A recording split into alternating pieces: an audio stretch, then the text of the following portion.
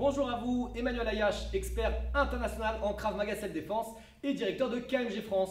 Dans cette vidéo, j'aimerais vous apprendre à construire des enchaînements de combat. Mais avant cela, je vous invite à télécharger votre cadeau gratuit qui se trouve sous cette vidéo et aussi à vous abonner à la chaîne YouTube afin de rejoindre les centaines de pratiquants de Krav Maga qui font partie de la communauté KMG France. Comment construire des enchaînements de combat? C'est fondamental parce que ce sont des mouvements qui vont vous permettre, lorsque vous les répétez inlassablement, de pouvoir augmenter votre capacité à être efficace en combat.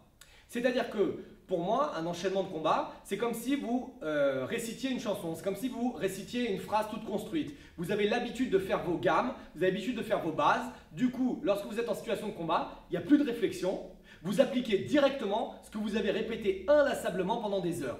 Donc c'est fondamental d'avoir quelques enchaînements de combat. Et en plus, c'est fondamental d'apprendre à les construire au cas où vous avez envie de construire vos propres enchaînements. Donc je vais vous donner quelques bases. La première chose, c'est la compréhension des distances. J'en parle dans toutes les vidéos, mais la distance de combat, c'est extrêmement important.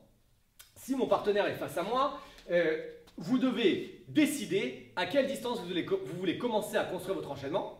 Et vous devez décider aussi si vous allez varier de distance ou non. C'est-à-dire que je peux faire un enchaînement que à distance longue, je peux faire un enchaînement que à distance moyenne, je peux faire un enchaînement que à distance courte, je peux faire des enchaînements qui vont passer de distance longue à distance moyenne, de distance moyenne à distance longue, mais vous devez avoir la vision avant de construire votre enchaînement. Par exemple, si ma vision c'est j'ai un adversaire avec un couteau, je vais construire un enchaînement de frappe avec les pieds que à distance longue. Par exemple, il a un couteau et moi je me retrouve à distance longue, donc ça veut dire qu'il va avancer pour venir m'attaquer. Oui, avancer un peu plus avec de la vélocité. Voilà, exactement. Donc il va avancer pour venir m'attaquer. Moi, je peux construire cet enchaînement. C'est-à-dire qu'il attaque, pied arrière, coup de pied direct défensif, pied arrière défensif et coup de pied latéral vers la cible. Ce qui veut dire qu'avec un PAO, si le PAO avance vers moi,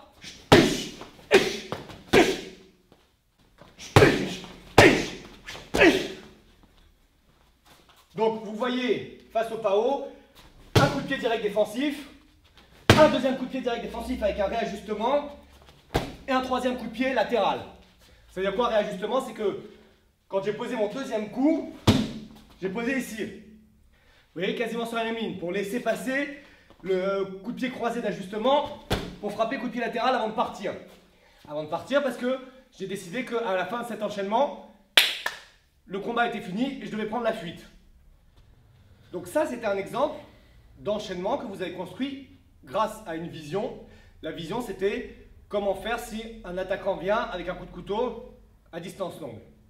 Si ma deuxième vision est un enchaînement basique à distance moyenne avec les points, on peut peut-être faire gauche, droite, gauche, coup de pied circulaire. C'est-à-dire que là, si je le fais dans le vide, il ne bouge pas, relâche les mains. Je suis ici et tout cet enchaînement est à distance moyenne. Distance moyenne, distance moyenne, distance moyenne, distance moyenne. Ok? Donc sur une patte d'ours et un PAO, on ferait.